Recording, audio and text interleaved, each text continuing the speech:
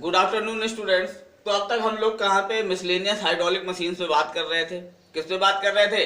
Miscellaneous hydraulic machines पे। तो उसमें हम लोगों ने क्या क्या देख चुके हैं? हम लोग fluid coupling, torque converter, air lift pump, hydraulic press, hydraulic crane और हाइड्रोलिक लिफ्ट्स, इनके बारे में बात कर ली थी। आज जो हम लोग टॉपिक डिस्कस करने जा रहे हैं वो है हाइड्रोलिक एक्यूमुलेटर। क्या है? Hydraulic accumulator. एक्यूमुलेटर यानी एक्यूमुलेटर का मतलब क्या? संग्रह करने वाला। एक्यूमुलेटर मतलब निश्चित तौर पे क्या है इसका मतलब? संग्रह करने वाला, मतलब कोई चीज जो संग्रहित करने वाली है। और हाइड्रोलिक मतलब किसी तरीके के फ्लूइड। ठीक, फ्लूइड का संग्रह क्या करने वाला है? संग्रह करने वाला। फ्लूइड या लिक्विड का क्या करने वाला है? संग्रह। लेकिन फ्लूइड या लिक्विड संग्रहित करना है तो इसका मतलब ये फ्लूइड और लिक्विड किसमें? In the form of energy, in the form of hydraulic energy. क्या है ये? In the form of hydraulic energy. यानी क्या है? कोई ऐसी डिवाइस जो क्या करने वाली है? हाइड्रोलिक एनर्जी को क्या करने वाली है? एक्यूमुलेट करने वाली है, एक जगह पे रखने वाली है। क्लियर? जैसे कि नाम से बिल्कुल क्लियर हो रहा है कि एक्यूमुलेटर यानी इकट्ठा करने का काम करने वाला है। ठीक है। और फिर हाइड्रोलिक यानी हाइड्रोलिक एनर्जी को क्या करने वाला है? लिक्विड को स्टोर करेगा किसके फॉर्म में? हाइड्रोलिक एनर्जी के फॉर्म में। जो डिवाइस एक्यूमुलेट क्या करने वाली है? वर्क करने वाली है, वो है मेरी हाइड्रोलिक एक्यूमुलेटर। क्लियर? तो फंक्शन उसके नाम से ही क्लियर है कि क्या करना है हमें। यहाँ पे कोई ऐसी डिवाइस होगी जो क्या करने वाली है? मेरी हाइड्रोलिक एनर्जी को स्टोर करके रखेगी। ठीक है। अब इसकी जरूरत क्यों पड़ी? मेन समस्या आई कि भाई ठीक है स्टोर करेगी हाइड्रोलिक एनर्जी को, पर इसकी जरूरत क्या है? ठीक, तो अभी तक हम लोगों ने चाहे हाइड्रोलिक लिफ्ट देखी हो, हाइड्रोलिक प्रेस देखे या हाइड्रोलिक क्रेन देखी, तो उन सब में मुझे क्या जरूरत है? चाहे आपने पिछले उसमें ही क्या देखा था? एक हाइड्रोलिक प्रेस देखा, तो हाइड्रोलिक प्रेस में भी क्या था कि एक रैम होता था। रैम में प्रेशर कौन अप्लाइड करेगा? रैम में प्रेशर कौन अप्लाइड कर रहा है? यहाँ पे क्या आ रहा था? लिक्विड ही आने वाला है। लिक्विड या कहो प्रेशराइज लिक्विड। क्या कहना है? प्रेशराइज लिक्विड की ही तो जरूरत है। हर एक डिवाइस में एक रैम लगा हुआ है। चाहे आप हाइड्रोलिक क्रेन की बात करें या सस्पेंडेड हाइड्रोलिक लिफ्ट की बात करें या ठीक है, तो चाहे आप हाइड्रोलिक क्रेन की बात कर रहे हो, लिफ्ट की बात कर रहे हो या हाइड्रोलिक प्रेस की बात कर रहे हो, सब में प्रेशर मेन वर्क क्या था कि प्रेशराइज लिक्विड की हमें जरूरत है। किसकी जरूरत है? प्रेशराइज लिक्विड की हमें जरूरत होती है। ठीक, अब ये प्रेशराइज लिक्विड हम कहां से लाते हैं? हमें देना होता है। हम ये प्रेशराइज लिक्विड देते हैं कहां से? पंप के थ्रू ही तो फ्लो कराते हैं। किसी भी जितनी भी डिवाइसेस हमने देखी सब में मुझे पता है कि मेरे पास एक रैम है। रैम में क्या करना है? एक पी प्रेशर का लिक्विड ही आता है, वो रैम को क्या करता है? उठाता है। ठीक है, तो वो लिक्विड कौन देता है? पंप देता है। ठीक, अब मान लीजिए मेरे पास क्रेन है। क्या है? हाइड्रोलिक क्रेन है। तो हाइड्रोलिक क्रेन को क्या आपको पता होता है कि किस समय कितना लोड उठाना होता है? ठीक, यदि आपको हाइड्रोलिक क्रेन पे ही बात कर ली है, यदि मान लीजिए क्रेन है आपके पास, तो क्रेन से आप 100 किलोन्यूटन का भी 100 किलोन्यूटन का भी फोर्स उठाते हैं, 500 का भी उठाएंगे, 1000 का भी उठाएंगे। ठीक है। अब यदि इस तरीके से, और क्या हर समय ये क्रेन वर्क करेगी? क्या हर समय कभी उसको 100 किलो न्यूटन का उठाना है, कभी 500 न्यूटन, कभी 1000 न्यूटन का भी उठाना पड़ सकता है। ठीक, और दूसरी बात, क्या ये हर समय तो वर्क नहीं करती? कुछ ना कुछ समय क्या होगा? कुछ ना कुछ समय इसको रेस्ट भी करना होता है और कुछ समय इसका वर्किंग होता है। ठीक, ये भी तो होता है। अब यदि क्रेन मान लीजिए हमारी वर्क कर रही है, कभी उसे 100 किलो न्यूटन चाहिए, कभी 500 किलो न्यूटन चाहिए, कभी 1000 किलो न्यूटन को उठाना है, कभी उस रेस्ट में भी रहने वाली है, कभी वर्क करने वाली है, कुछ समय के लिए ऑपरेटर उसे रेस्ट में भी रख रहा है, तो क्या होगा? तो जरा देखिए, यदि मैं पंप 1000 किलो न्यूटन के लिए डिजाइन कर दूं, यदि मैंने इतना बड़ा पंप डिजाइन लिया जो 1000 किलो न्यूटन को लगातार सप्लाई प्रोवाइड करे। ठीक, यदि 1000 किलो न्यूटन के लिए सप्लाई प्रोवाइड करेगा पंप, तो इसका मतलब मुझे बहुत बड़े पंप की जरूरत होगी। क्या होगी? यदि मुझे 1000 किलो न्यूटन का यहाँ से यहाँ पे जो लोड उठाना है वो क्या है? यदि मान लीजिए 1000 किलो न्यूटन का उठाना है, कितना? 1000 किलो न्यूटन का उठाना है, तो जहां से पंप जाएगा उसमें बहुत सारे लिक्विड की जरूरत पड़ने वाली है। होगा क्या? वही यदि 100 किलो न्यूटन की बात करें तो वहां कम लिक्विड की जरूरत पड़ने वाली है। और फिर जब उस समय, अब जब ये रेस्ट पे होगी तब बिल्कुल ही लिक्विड की जरूरत नहीं पड़ने वाली। तो फिर ऐसा क्या किया जाए कि भाई ये 100, 500, 1000 सब के बारे में बात किस तरीके से हम लोग उसको वो करें। तो इसके लिए एक डिवाइस सोची गई, जैसे हाइड्रोलिक एक्यूमुलेटर की बात की गई। उसमें क्या किया गया कि भाई क्या किया जाए कि हर एक मशीन कुछ ना कुछ देर के लिए क्या होती है, रेस्ट पोजीशन में आती है। किस पोजीशन में आती है, रेस्ट पोजीशन में आती है। तो मैं अपना जो पंप है वो पंप अपने मैक्सिमम लोड की बजाय एक इंटरमीडिएट लोड के लिए डिजाइन करूं। क्या करूं, मैं अपना पंप एक इंटरमीडिएट लोड के लिए डिजाइन करूंगा। 1000 किलो न्यूटन की बजाय मैं कितने 500 किलो न्यूटन की, मतलब एक ऑन एन एवरेज जो बीच वाला लोड है उसके लिए मैं अपना पंप डिजाइन कर लूं। ठीक है, होगा क्या, अब ये पंप ये क्या करेगा, 500 किलो न्यूटन के लिए मुझे लिक्विड प्रोवाइड कर सकता है। अब जब 1000 किलो न्यूटन के लिए लिक्विड चाहिए होगा, इतना अमाउंट ऑफ लिक्विड चाहिए होगा, तो वो कहां से आएगा। तो उसके लिए क्या किया गया, हाइड्रोलिक एक्यूमुलेटर का यूज किया गया। जब मेरी मशीन रेस्ट पे होगी, जब मेरी मशीन रेस्ट पे होगी तो ये 500 किलो न्यूटन वाला पंप उस समय हाइड्रोलिक, ये कहां से, ये जब मेरी मशीन रेस्ट पे होगी तो वो 500 किलो न्यूटन वाला पंप को क्या कर रहा होगा, उस समय सप्लाई कर रहा होगा। हाइड्रोलिक एक्यूमुलेटर में उस एनर्जी को, उतने लिक्विड को स्टोर करेगा जो कि 1000 किलो न्यूटन तक के भी लिक्विड हमारे लोड को उठाने की कैपेबिलिटी रखता हो। क्लियर, ठीक है। तो अब आपको 1000 किलो न्यूटन के लिए पंप डिजाइन करने की जरूरत नहीं, क्योंकि फिर बहुत बड़ा पंप आपको जरूरत होगी। तो आपने क्या किया, अपने पंप को बीच के लिए लोड के लिए किसी के लिए किया, और जो उसका मशीन का रेस्ट पीरियड है उस दौरान पंप को यूटिलाइज किया। किस लिए कि हाइड्रोलिक एक्यूमुलेटर में आप वो एनर्जी भरिए। अब जब ये हाइड्रोलिक एक्यूमुलेटर में वो एनर्जी भरेगा और जब उसे मशीन काम करने जाएगी तो 1000, यदि मशीन काम करने गई, उसे 1000 किलो न्यूटन के भी लोड को उठाने की जरूरत है, तो ये लिक्विड प्लस पंप का लिक्विड दोनों मिलकर के उस 1000 किलो न्यूटन लोड को भी उठाने की कैपेबिलिटी प्रोवाइड कर देंगे। क्लियर, क्लियर है ना, ठीक है। ये आपने 500 के लिए ही डिजाइन किया, लेकिन जब आपको 1000 किलो न्यूटन भी उठाना है तो क्या होगा, ये हाइड्रोलिक एक्यूमुलेटर वो लिक्विड प्रोवाइड करेगा और साथ में पंप दोनों मिलकर के उस लोड को उठा देंगे जो 1000 किलो न्यूटन के लिए भी होगा। और साथ में आपका जो रेस्ट पोजीशन है उसके लिए भी उसी दौरान क्या करेगा, ये पंप इस समय एनर्जी को स्टोर कर रहा होगा। तो आपका जो पंप है उसको तो बार बार बंद करना, चालू करने की भी जरूरत नहीं पड़ेगी। क्या होगा, ये कंटिन्यूअसली मोशन में भी रहेगा। ठीक है, तो यदि इस पंप का मोशन कैसा होगा, इंटरमिटेंट ना होके कॉन्टिन्यूअस हो जाएगा। क्लियर, तो जब वर्किंग करने की बात होगी उस दौरान हमारा ये जो हाइड्रोलिक एक्यूमुलेटर होगा उसकी एनर्जी को हम लोग यूटिलाइज कर लेंगे। क्लियर, ठीक है। तो बेसिक जरूरत क्यों पड़ी, बेसिक जरूरत केवल इसीलिए पड़ी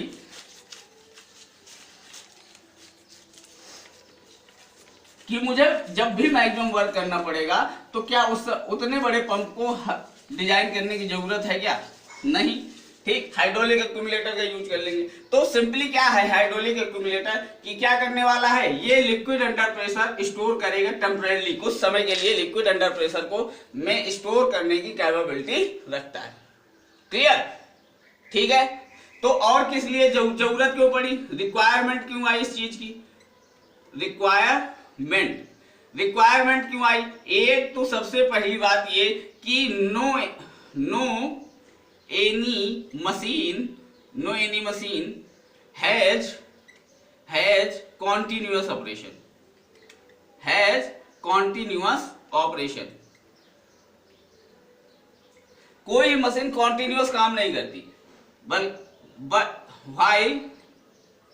while वर्किंग इज इंटरमिटेंट। कैसी है, वर्किंग इज इंटरमिटेंट। चाहे आपकी क्रेन हो चाहे लिफ्ट हो, वो क्या होती हैं, हर समय थोड़ी रनिंग में होती हैं। जैसे लिफ्ट की भी बात की जाए तो लिफ्ट एक बार छोड़ के आएगी, फिर जब कोई ऊपर से नीचे आएगी, जब कोई वहां पे जब जाएगा उस दौरान फिर से उसे वर्किंग करनी होगी, या फिर ठीक है। तो वो जो बीच का टाइम है उस समय क्या है, हाइड्रोलिक लिफ्ट खड़ी हुई है ना, उस समय तो कोई वर्किंग नहीं है ना, तो उस समय उसे लिक्विड की जरूरत है क्या, ठीक ठीक। तो उसी चीज के लिए कि कोई मशीन क्या है कॉन्टिन्यूअस ऑपरेट नहीं करती, सबके क्या है इंटरमिटेंट उसकी वर्किंग होती है। ठीक, इस चीज को भी ध्यान में रखा गया। दूसरा, if pump is design for maximum load, यदि मैक्सिमम लोड के लिए आप पंप डिजाइन करेंगे, maximum load, then size of pump required more, pump required more, तब आपको क्या होगा, उस पंप का साइज भी क्या होगा, बहुत ज्यादा बड़ा करना पड़ेगा। ठीक है, यदि आपने मैक्सिमम लोड को ही ध्यान में रख करके आपने क्या कर दिया, पंप अपना पंप डिजाइन किया, तो फिर उसका जो पंप का साइज होगा, उसमें जो पावर कैपेबिलिटी होगी वो बहुत बड़ा आपको इस्तेमाल करना पड़ेगा। ठीक है, और एक चीज हो सकती है, एक कारण बना कि sometimes loads are too high, loads are too high and no pumps are available to meet the demand। तो कई बार ऐसा भी हो सकता है, टू मीट डिमांड, तो कई बार ऐसा भी हो सकता है कि जो लोड है वो इतने ज्यादा बड़े हैं कि मुझे जो पंप ढूंढना पड़ा वो पंप भी उस कैपेबिलिटी का नहीं अवेलेबल हो कि उतने लोड को उठा दे, तब ऐसी जगह पे मुझे किसकी जरूरत पड़ी। तो ये इतनी चीजें हैं जिसकी वजह से मुझे ये सोचना पड़ा कि भाई यदि बहुत बड़ा लोड होगा तो अब भाई मेरे पास ऐसा पंप ही नहीं है कि वो इतना लिक्विड प्रोवाइड करे, तब भी मुझे किसकी जरूरत पड़ेगी, हाइड्रोलिक एक्यूमुलेटर की। ठीक है, और यदि मुझे मैक्सिमम लोड क्या, हर बार तो क्रेन में मैक्सिमम लोड नहीं आएगा, हाइड्रोलिक लिफ्ट में जो हर बार उतने ही लोग नहीं जाने वाले जितने के लिए वो डिजाइन की गई है, तो मैक्सिमम लोड के लिए यदि मैं डिजाइन करूंगा तो पंप बहुत बड़ा लगाना पड़ेगा, तो भी मेरी क्या कॉस्ट को इंक्रीज कर देगा। ठीक, तो मुझे पता है कि जब भाई ऑपरेशन इंटरमिटेंट है, हर बार ऐसा नहीं होने वाला, तो ये प्रेशराइज्ड लिक्विड में कहीं स्टोर कर लूं और जब मुझे रिक्वायर्ड हो उस समय वो मेरे सामने क्या करे, मुझे सप्लाई प्रोवाइड कर दे। क्लियर? ठीक है, क्लियर है ना। तो क्यों जरूरत पड़ी हाइड्रोलिक एक्यूमुलेटर की। ठीक है, ये क्लियर हो गया। अब जरा देखते हैं इसकी वर्किंग कैसी है और इसमें किस तरीके से लिक्विड स्टोर होता है। ठीक है,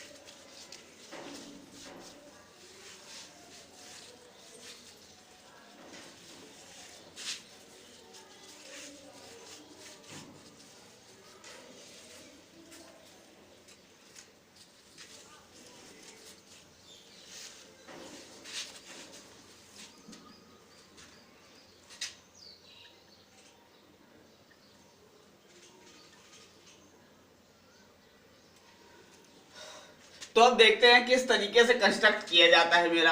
तो देखिए यहाँ पे क्या है, सबसे पहले क्या है मेरे पास, एक क्या है, रैम है। क्या है ये, रैम है। क्या है ये, एक रैम है। क्या है ये, एक रैम है। ठीक है, रैम और इसके ऊपर रखा हुआ है एक लोड। क्या है ये, एक लोड रखा हुआ है। ये रैम क्या कर सकता है, इस सिलेंडर के अंदर, ये क्या है मेरा एक फिक्स सिलेंडर है। क्या है ये, सिलेंडर है जो कि कैसा है, फिक्स्ड है। ठीक है, ये क्या है मेरे पास, एक सिलेंडर है जो फिक्स्ड है। ठीक है, ठीक, ये क्या क्या कंपोनेंट हुए, एक फिक्स सिलेंडर है मेरे पास।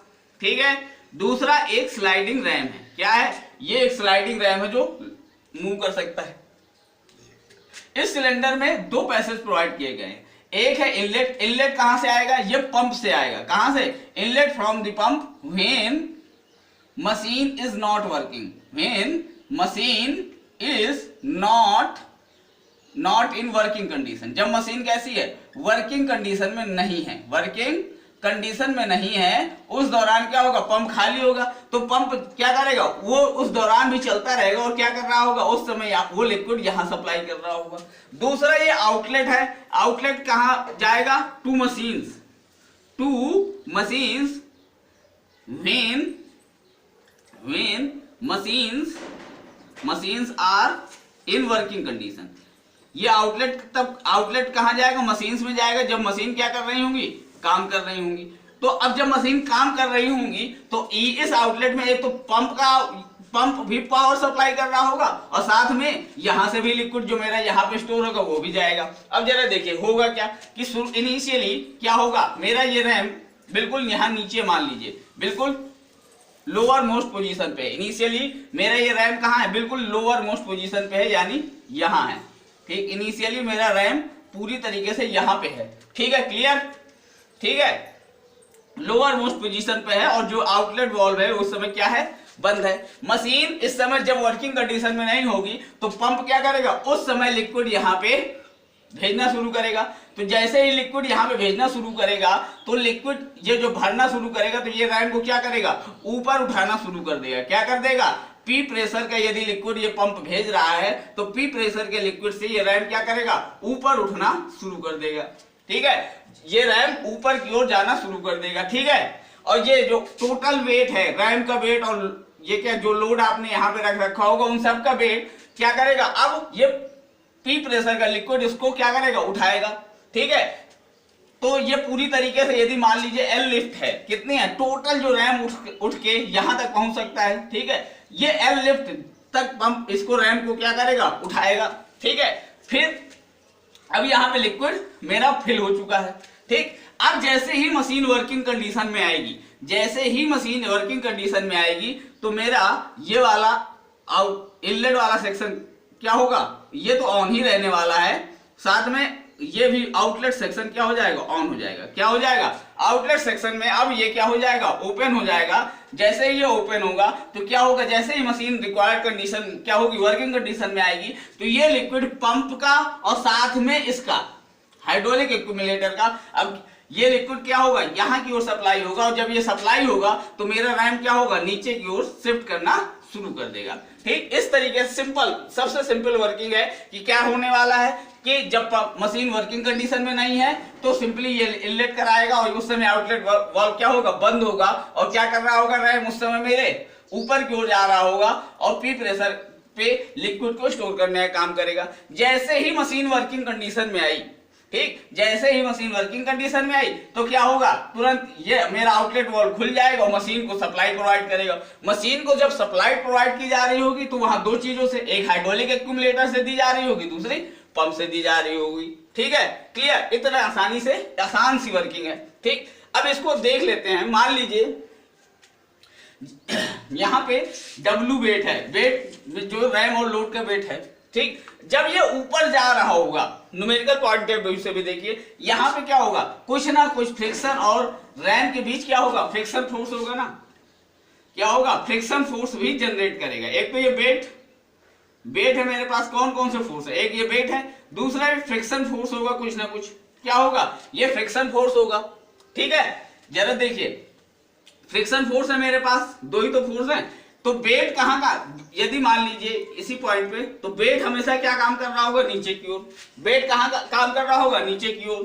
ठीक है, क्लियर? ठीक है, अब ये फ्रिक्शन फोर्स का हमेशा नेचर क्या होता है? फ्रिक्शन फोर्स हमेशा क्या करता है? मोशन के अपोजिट डायरेक्शन में काम करता है। फ्रिक्शन फोर्स कहाँ काम करता है? मोशन के अपोजिट डायरेक्शन में काम करता है। तो मान लीजिए इफ रैम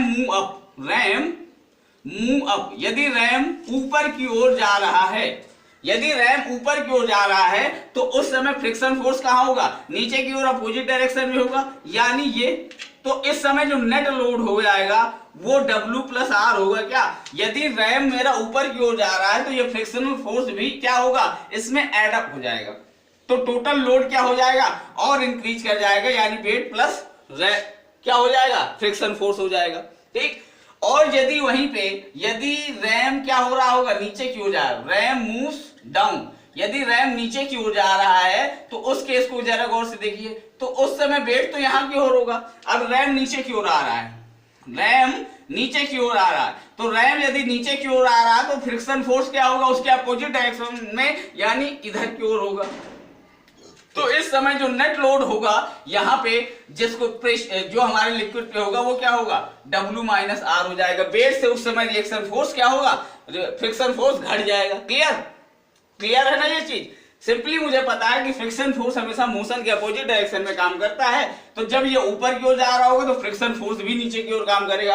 वेट तो मुझे पता है कि हर समय नीचे की ओर ही काम करने वाला है, तो जब ऊपर जा रहा होगा तो नेट लोड क्या हो जाएगा, वेट प्लस फ्रिक्शन फोर्स। और ये फ्रिक्शन फोर्स जनरेट कहां से होगा, क्योंकि सिलेंडर और रैम के बीच कुछ ना कुछ क्या होगा, फ्रिक्शन कोएफिशिएंट होगा ना, जिसकी वजह से क्या होगा, फ्रिक्शन जनरेट होगा, फ्रिक्शन फोर्स जनरेट होगा। ठीक है, उसको कुछ ना कुछ किसी भी तरीके से परसेंटेज फॉर्म में कुछ भी ना कुछ क्या होगा, न्यूमेरिकल्स में बताएगा।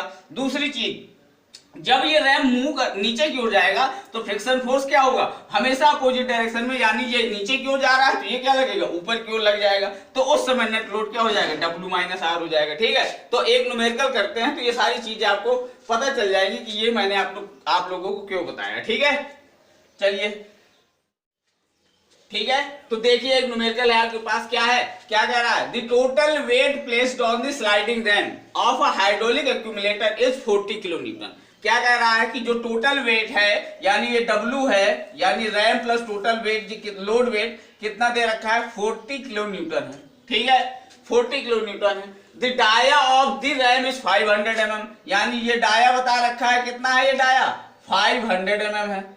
ठीक है, और क्या बता रखा है, if the frictional resistance against the movement of the ram is 5% of the total weight, यानी आपको क्या बता रखा है, रिएक्शन, ये फ्रिक्शन फोर्स बता रखा है कि 5% ऑफ टोटल वेट है। कितना है, टोटल वेट का कितना है, 5% है। कितना है, टोटल वेट का 5% है, तो 5/100, और टोटल वेट है कितना है, 40, यानी यहां से एक कैंसिल आउट करें, 5 चौको 20, यानी 20 किलो न्यूटन, सॉरी 5 चौको 20 और 10, यानी 2 किलो न्यूटन।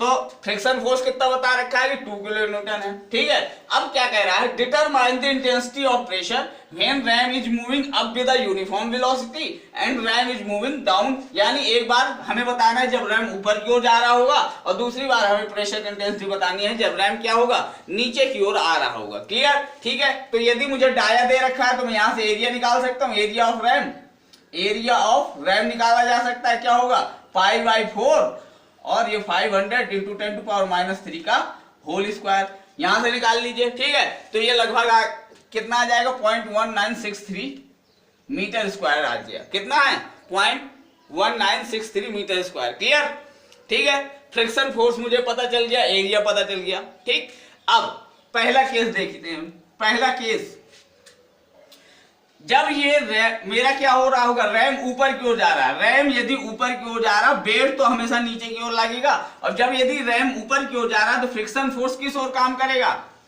रैम ऊपर की ओर जा रहा है, फ्रिक्शन फोर्स हमेशा मोशन के अपोजिट डायरेक्शन में काम करेगा, यानी नीचे की ओर काम करेगा, यानी ये। ठीक, तो नेट इस समय नेट फोर्स कितना होगा, नेट फोर्स जो लिक्विड को उठाना होगा, नेट फोर्स इस समय होगा 40 न्यूटन ये, और 2 किलो न्यूटन ये, यानी 42 किलो न्यूटन नेट फोर्स इस समय क्या होगा, इस लिक्विड को उठाना होगा, यानी इतना वेट, नेट वेट क्या हो जाएगा, इतना वेट उसे लिक्विड को उठाना होगा। ठीक, एरिया मुझे पता है, तो क्या मैं प्रेशर बता सकता हूं क्या, बिल्कुल, प्रेशर बराबर फोर्स अपॉन एरिया कर दीजिए, यानी 42 किलो न्यूटन, यानी 1000.1963। ठीक, यहां से क्या निकल सकता है, आपको इजीली क्या मिल जाएगा, प्रेशर मिल जाएगा, वो क्या हो जाएगा, ये आ रहा है 21.39 समथिंग, 39 किलो न्यूटन पर मीटर स्क्वायर। क्लियर, ठीक है, क्लियर, इस तरीके से आप लोग इसे थोड़ा सॉल्व कर लीजिए, जो भी वैल्यू है। ठीक है, अब इसके बाद बी, दूसरा केस देखते हैं। बी क्या कह रहा है, RAM is moving down with a uniform velocity. अब यदि रैम नीचे की ओर आ रहा है, यदि क्या है, रैम नीचे की ओर आ रहा है, तो यहाँ पे वेट तो हमेशा नीचे की ओर W काम करेगा। अब यदि रैम नीचे की ओर आ रहा है तो फ्रिक्शन फोर्स कैसा लग जाएगा, ऊपर की ओर, अपोजिट टू मोशन, यानी ये। तो अब इस समय नेट फोर्स क्या हो जाएगा, इस समय नेट फोर्स हो जाएगा सिंपली कि मेरे पास 40 ये और ये 2 ये, यानी -2, यानी 38 किलो न्यूटन। ऑपरेशन निकालना होगा तो अब क्या हो जाएगा, फोर्स अपॉन एरिया निकाल दीजिए, यानी 38 इंटू 1000 अपॉन 0.1963। अपना सॉल्व कर लीजिए जो वैल्यू है, ठीक है, आसान है ना, ठीक है। और दोनों में पता चल गया ना कि हमारे फ्रिक्शन फोर्स किस तरीके से वर्क कर रहा है, ठीक, यही चीज थी। एक और न्यूमेरिकल देख लेते हैं, ठीक, जिसमें वर्क डन की बात कर लेंगे, ठीक है, उस पर भी बात कर लेते हैं, ठीक है। चलिए देखते हैं, एक न्यूमेरिकल और क्या है, the total weight placed on the sliding RAM of hydraulic accumulator is 70 kilo Newton. कितना दे रखा है, इस बार वेट दे रखा है, कितना है कि टोटल है वो 70 किलो न्यूटन है, ठीक है। फिर क्या कह रहा है, the dia of the ram is 250 mm। तो अब डाया क्या हो गया है, 250 mm हो गया है, ठीक है। If the frictional resistance against the movement of the ram is 5% of the total weight, तो यानी आर वही बता रखा है कि 5% ऑफ टोटल वेट है, ठीक है, टोटल वेट है, ठीक है, कोई दिक्कत नहीं। अब इसके बाद बात करते हैं, क्या कह रहा है कि and lift of ram is 8 metre, यानी इस बार एल की वैल्यू बता रखी है कि 8 मीटर है, ठीक है। फिर क्या कह रहा है, find the power delivered by the machine if ram falls through the full height, यानी ये 8 मीटर पूरा गिरने में उसे किस समय, जब गिर रहा है, तो ठीक है, क्या कर रहा है, the machine if ram falls through the full height in 100 second, यानी 8 मीटर को पूरा जब ये फॉल कर रहा है तो उसको कितना समय मिल रहा है, 100 सेकेंड का समय मिल रहा है, ठीक। और कह रहा है एट द सेम टाइम, उसी समय जब क्या कह रहा, अब भाई जब ये रैम गिर रहा होगा, इसका मतलब क्या है, रैम तभी गिर रहा होगा ना जब ये कहां जा रहा होगा, यहाँ से आउटलेट से मशीन की ओर जा रहा होगा ना लिक्विड, तभी तो रैम गिर रहा होगा। तो रैम को 8 मीटर गिरने में 100 सेकेंड का समय लगेगा, और उस समय पंप भी क्या कर रहा है, पंप भी डिलीवर कर रहा है। अब पंप कितना डिलीवर कर रहा है, क्यों दे रहा है, 0.028 मीटर क्यूब पर सेकेंड से, ठीक है। तो कह रहा है कि क्या निकालना है मुझे, power delivered by the machine बतानी है कि टोटल कितनी पावर मशीन डिलीवर करेगी। क्या बताना है कि टोटल कितनी पावर मशीन डिलीवर करने वाली है, उसके बारे में बात करते हैं। क्या करना है, कितनी टोटल पावर मशीन डिलीवर करने वाली है उसके बारे में बात करनी है, ठीक है। तो यदि ये डाया दे रखा है तो एरिया निकाल लीजिए, एरिया क्या हो जाएगा, π/4 215 × 10⁻³ का होल स्क्वायर कर लीजिए, ठीक है। तो ये वैल्यू कितनी आ जाएगी, ठीक है, देख लीजिएगा अपना, ये π/64 मीटर स्क्वायर, ठीक है। फिर इसके बाद अब जरा यहाँ पे किस समय हमें पावर चाहिए, हमें पावर चाहिए जब रैम क्या कर रहा हो, नीचे की ओर गिर रहा होगा, ठीक है। तो ये फ्रिक्शनल फोर्स कितना दे रखा है, 5% of the total weight, total weight कितना है 70, तो इसका 5% निकाल दीजिए, तो ये इंटू 70, तो ये कैंसिल आउट हो जाएगा, 35 हो जाएगा, यानी 3.5, 3.5 किलो न्यूटन, या ठीक है, इतना ये हो जाएगा, ठीक है। अब किस समय बात करनी है, जब हमारा रैम फॉल कर रहा होगा, और यदि रैम फॉल कर रहा है तो वेट किधर, नीचे की ओर होगा, और उस समय रिएक्शन फोर्स या फ्रिक्शनल फोर्स किस ओर होगा, ऊपर की ओर होगा, यानी ये आर इधर होगा। तो आर जो 3.5 किलो न्यूटन निकला है, ये अपोजिट डायरेक्शन में काम करेगा, वेट कितना है 70 किलो न्यूटन। हमें इसी समय तो पावर बतानी है कि मशीन को कितनी पावर सप्लाई कर रही है हमारी हाइड्रोलिक एक्यूमुलेटर, उस समय पंप भी काम कर रहा है, और ये दोनों मिलकर के मशीन को कितनी पावर देने वाले हैं, हमें इस बारे में बात करनी है, ठीक है। तो इस समय जो नेट फोर्स होगा, वो क्या होगा, तो इस समय जो नेट फोर्स इस समय है वो है 70 - 3.5, यानी कितना हो जाएगा 66 या 67.5, नहीं 66.5 किलो न्यूटन, यानी ये मेरा नेट फोर्स होगा, ठीक है। यदि ये नेट फोर्स है तो प्रेशर इस समय क्या होगा, इस समय प्रेशर की बात कर लें तो 66.5 × 1000 और अपॉन में मेरे पास एरिया कितना है 5/64। ठीक है, इस तरीके से प्रेशर इंटेंसिटी निकल जाएगी क्या। ठीक है, तो प्रेशर ठीक जो भी आ जाए आपका क्लियर। साथ में आपको और ये प्रेशर हेड के फॉर्म में निकाल लीजिए, किसके, हेड के फॉर्म में। तो इसको यदि मैं हेड के फॉर्म में कन्वर्ट करना चाहूं तो क्या करना पड़ेगा, रोजी से डिवाइड मारना पड़ेगा। तो ठीक है, रोजी से डिवाइड मार दीजिए, तो π/64। रो कितना है यदि वाटर कंसीडर किया जाए तो 1000 और जी 9.81। ठीक है, तो अब इसे सॉल्व कर दीजिए तो ये लगभग आ जाएगा आपका कितना 138.09 मीटर, यानी इतना हेड है मेरे पास। ठीक है, अब जरा चलते हैं आगे, अब हमें क्या निकालना है उस पर फोकस करते हैं। ठीक है, प्रेशर मिल गया आपको कि उस समय प्रेशर कितना है। ठीक, क्योंकि क्या हो रहा है, रैम नीचे की ओर जा रहा है ना, और यदि रैम नीचे की ओर जा रहा है तो उसमें फ्रिक्शनल फोर्स क्या होने वाला है, रिड्यूस हो रहा होगा। ठीक, जब फ्रिक्शनल फोर्स रिड्यूस कर रहा है तो क्या कर दिया मैंने, नेट फोर्स निकाला, और नेट फोर्स की करेस्पॉन्डिंग मैंने क्या किया, प्रेशर इंटेंसिटी। तो यानी इस समय प्रेशर कितना है सिलेंडर में, जब ये हमारा रैम किस ओर, नीचे की ओर आ रहा है, रैम क्या है, नीचे की ओर आ रहा है, तो इस समय इतना प्रेशर जनरेट हो रहा है, या हेड के फॉर्म में इतने मीटर ऑफ वाटर है, इतने मीटर ऑफ वाटर का प्रेशर यहाँ पे जनरेट हो रहा है।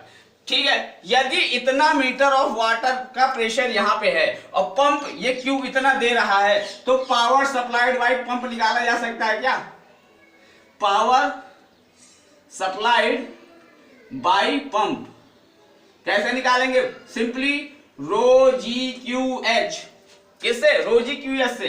रो कितना है 1000, ठीक, जी कितना है 9.81, क्यू कितना है दे रखा है 0.028, और एच कितना है मेरे पास 138.09। ठीक है, तो यहां से आपको क्या मिल जाएगी, पावर सप्लाई थ्रू पंप मिल जाएगा क्या। ठीक है, वो कितना आएगा देख लीजिए, सॉल्व कर लीजिएगा, ये आ जाएगा सिंपली क्या 37931 शायद वॉट। ठीक है, या जूल पर सेकेंड, इतने जूल पर सेकेंड आ जाएगा। ये तो पावर सप्लाई कर रहा पंप, क्योंकि इतना यहां पे कितना ये प्रेशर जनरेट है इतना, ठीक, और इतना क्यू मेरे पास है, तो पावर सप्लाइड बाय पंप क्या हो जाएगा, रो जी क्यू एच। इतने प्रेशर के अंदर क्या कर रहा है मेरा पंप, पावर सप्लाई कर रहा है। ठीक है, अब एक्यूमुलेटर के पास जो पावर है वो कहां से आएगी, तो अभी ये पावर दे रहा है कौन, पंप, अब ये power supplied bye accumulator, power supplied bye accumulator की बात करें, क्योंकि दोनों ही दे रहे होंगे ना, तो एक्यूमुलेटर। ठीक है, तो एक्यूमुलेटर में बात कर रहे हैं, किसकी बात कर रहे हैं, एक्यूमुलेटर की। ठीक है, तो अब इस समय नेट लोड कितना है एक्यूमुलेटर पे, मुझे पता है 66.5 किलो न्यूटन है, यानी नेट लोड मुझे पता है कि 60 इतने किलो न्यूटन का फोर्स है। ठीक है, और ये कितनी डिस्टेंस ट्रेवल कर रहा है, 8 मीटर पर सेकेंड। यदि मुझे क्या निकालना होता, वर्क निकालना होता, तो फोर्स इनटू डिस्प्लेसमेंट की जरूरत पड़ती, लेकिन मुझे क्या निकाल रहा हूं, पावर निकाल रहा हूं, यानी टाइम यानी ये d/t, यानी 8 मीटर अपॉन ये कितना दे रखा है मुझे 100 सेकेंड। यदि मैं डिवाइड कर दूं तो ये क्या हो जाएगा, पर सेकेंड आ जाएगा क्या, 8 मीटर पर सेकेंड, 8/100 ये मीटर पर सेकेंड, इतने मीटर पर सेकंड आ जाएगा क्या, और ये फोर्स से मल्टीप्लाई कर दूं तो सीधे पावर में कन्वर्ट हो जाएगा क्या। तो यानी इतने किलो न्यूटन का फोर्स है मेरे पास, 8 मीटर की डिस्टेंस ये गिर रहा है, क्या कर रहा है, पूरी लिफ्ट गिर रहा है, कितने सेकंड में, 100 सेकंड में। ठीक है, तो ये क्या बन जाएगा, ये मीटर ये सेकंड, तो ये क्या, ये भी ये किस में आ जाएगा, इसको किस में बदल दीजिए, न्यूटन में। ठीक, इसको सॉल्व कर लीजिए तो क्या आ जाएगी, ये power supplied by the accumulator आ जाएगा, क्योंकि ये इसके गिरने की वजह से ही तो ये लिक्विड इधर की ओर ट्रांसफर होगा, तो जितना भी पावर देगा तो ये गिरने की वजह से ही तो दे रहा होगा एक्यूमुलेटर। ठीक है, तो यहां से आ जाएगा आपका 532 इतने किलो, इतने जूल पर सेकेंड या वाट। ठीक है, क्लियर। अब टोटल पावर की बात कर तो टोटल पावर अब क्या होगी, टोटल पावर जो मशीन को जा रही होगी, total power to machine, total power to machine की बात करें तो अब क्या होगा, ये पंप दे रहा होगा टोटल पावर।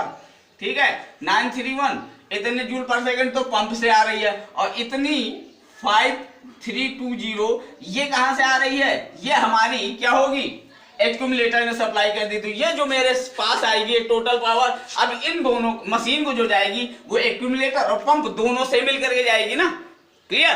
तो इस तरीके से टोटल कितनी देख लीजिएगा, समथिंग 43 इतने वॉट या 43.251 किलोवाट इतनी पावर क्या करेगी, ये सप्लाई कर देगी। ठीक है, क्लियर है ना, ठीक है। तो आप लोग क्या करेंगे, एक बार कैलकुलेशन सब लोग देख लीजिएगा, ठीक है। कैलकुलेशन हो सकती है गलत भी हो जाए, ठीक है। ये ऑन एन एवरेज वैल्यू में ले रहा हूं, ठीक है, तो इसलिए कैलकुलेशन खुद करके देखिएगा, ठीक है।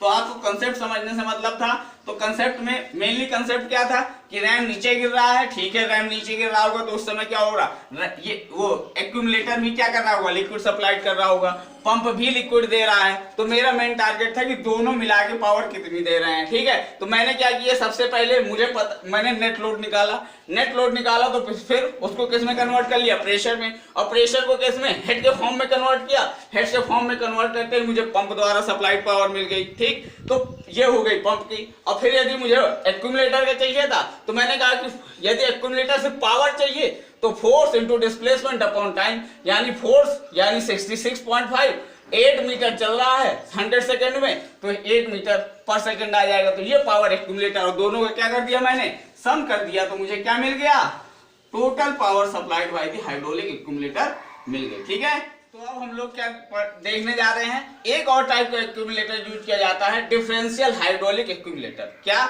Differential hydraulic accumulator. अभी हम लोगों ने जो एक्यूमुलेटर देखा तो उसमें क्या था, मेनली हमें वेट से ही मतलब था ना, क्या था, वेट, एक वेट रखा हुआ था, उसमें लिक्विड था, लिक्विड प्रेशर जनरेट कर रहा था, ठीक है।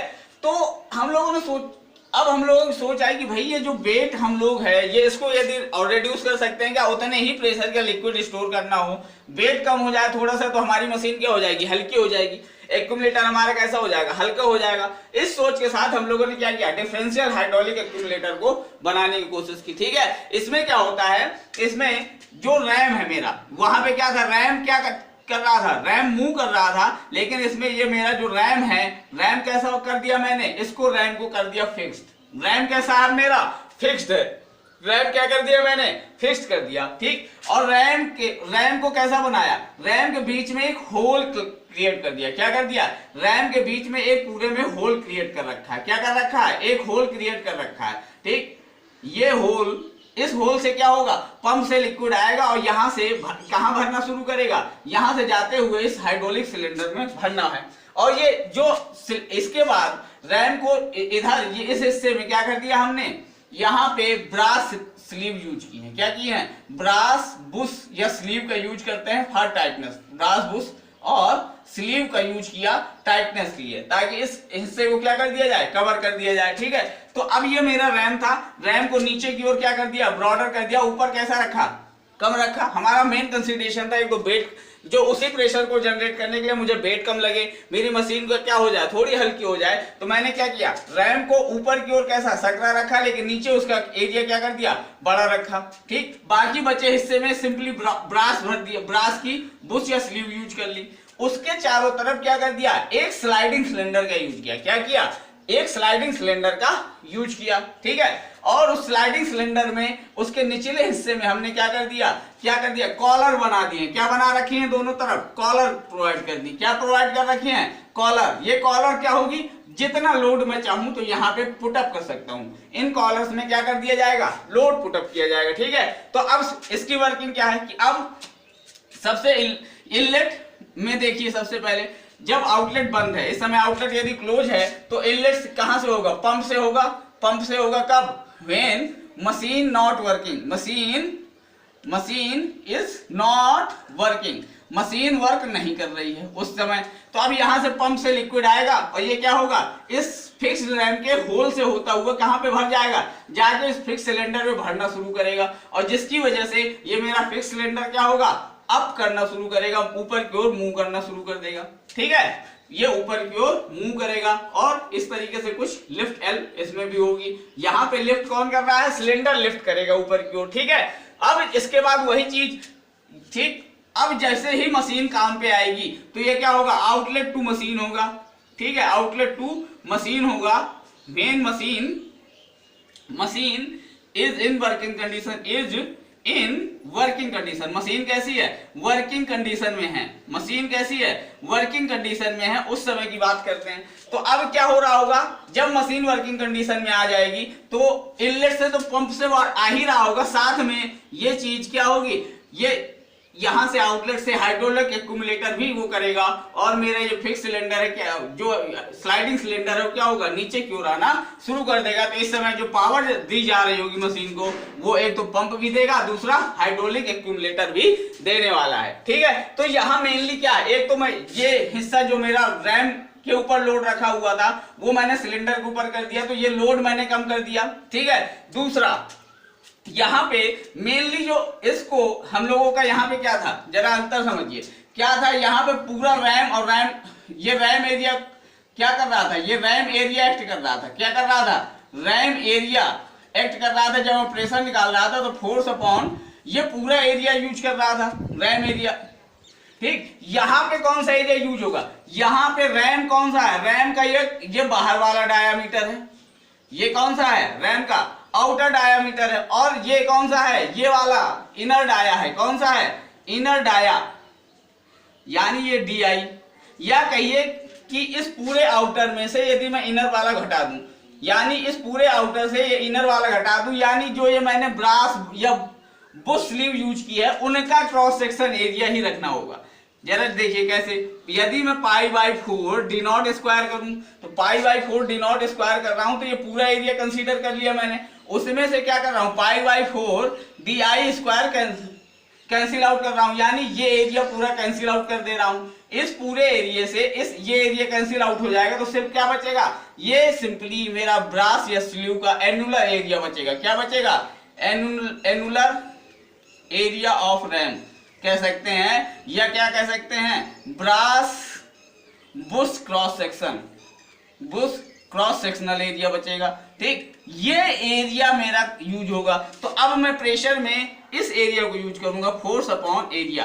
तो यानी सेम फोर्स के लिए मैंने क्या घटा दिया है, एरिया घटा दिया। क्या कर दिया, फोर्स यदि मैंने दोनों के लिए सेम रखा, यदि मैं दोनों के लिए ये फोर्स सेम रखूं, यानी लोड इसमें भी 40 न्यूटन का रखूं और यहाँ पे भी 40 न्यूटन का रखूं, तो जरा चेक करिए, यदि 40 न्यूटन का ही लोड है, एरिया यहाँ पे क्या है, ज्यादा है, यहाँ पे एरिया क्या है, कम है ना। यहाँ पे एरिया क्या है, दोनों के घटने से मिल रहा है, और यहाँ पे एरिया क्या है, ज्यादा मिले है। तो कौन सी वैल्यू बड़ी होने वाली है प्रेशर की, कौन सी वैल्यू बड़ी हो, यदि मैं यहाँ देख रहा हूं कि ये ए क्या है, इससे क्या है, जो मान लीजिए P1 मान लीजिए, P2 मान लीजिए, ठीक। तो ये जो एरिया है, ये ए क्या है, कम है मेरे इस एरिया से, इस वजह से जो मेरा P2 होगा वो क्या होगा, P1 से बड़ा आने वाला है, यदि सेम लोड की बात कर रहा हूं मैं, ठीक है, क्लियर। तो ये फायदा हो गया। अब मुझे क्या है कि सेम यदि प्रेशर इंटेंसिटी चाहिए, ठीक, तो फिर मुझे क्या होगा, ये फोर्स भी कम करने की जरूरत होगी, ठीक है।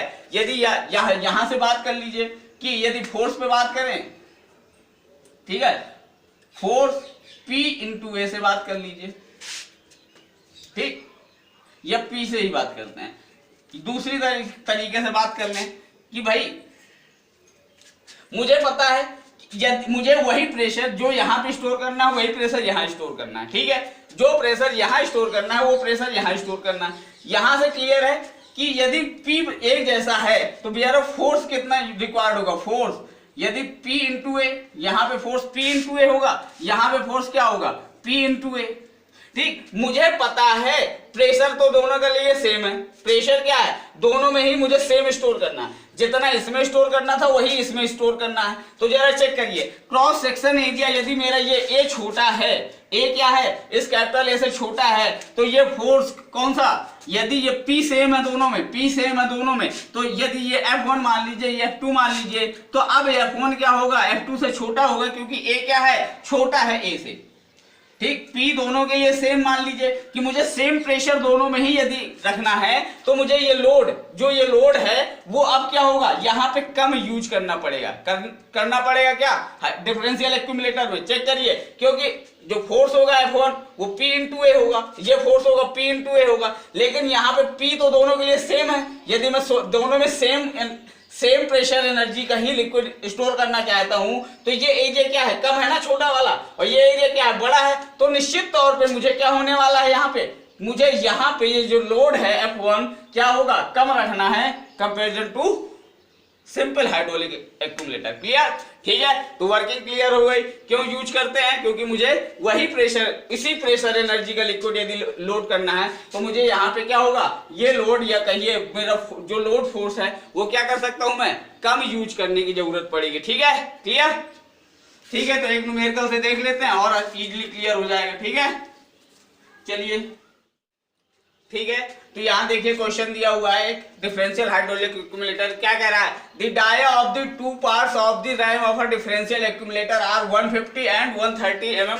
रिस्पेक्टिवली। कितना दे रखा है, ये आउटर वाला जो डाया है वो बता रखा है कि 150 mm है, और जो इनर वाला डाया है वो बता रखा है 130 mm है। कितना है, 130 mm है। ठीक है, फिर क्या कह रहा है, स्ट्रोक लेंथ इज 1.2 मीटर, यानी जो लिफ्ट मिलने वाली है वो L बराबर बता रखी है 1.2 मीटर है। ठीक है, फिर क्या बता रखा है, if the pressure of water is 9810 kilo Newton पर मीटर, यानी रो इंटू जी की वैल्यू बता दी है इसने, कितनी है,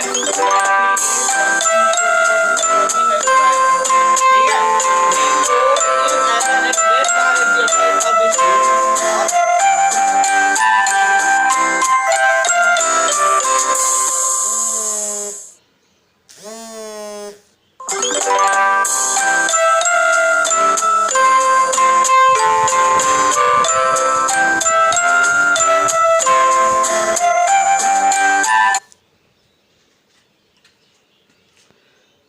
ठीक है, तो रोजी की वैल्यू कितनी दे रखी, 98.9810 किलो न्यूटन पर मीटर स्क्वायर।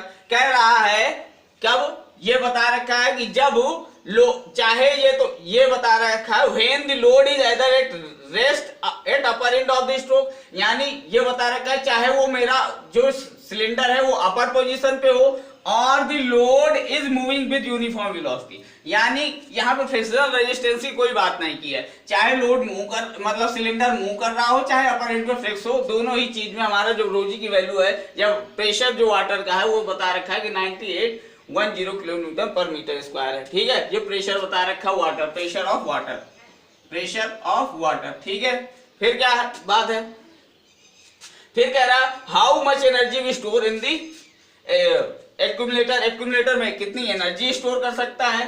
ठीक, और what will be the weight of the loaded cylinder, और सिलेंडर का वेट निकालना है, और क्या निकालना है, कह रहा what will be the dia of the ram with the help of the same water pressure. तो कह रहा क्यू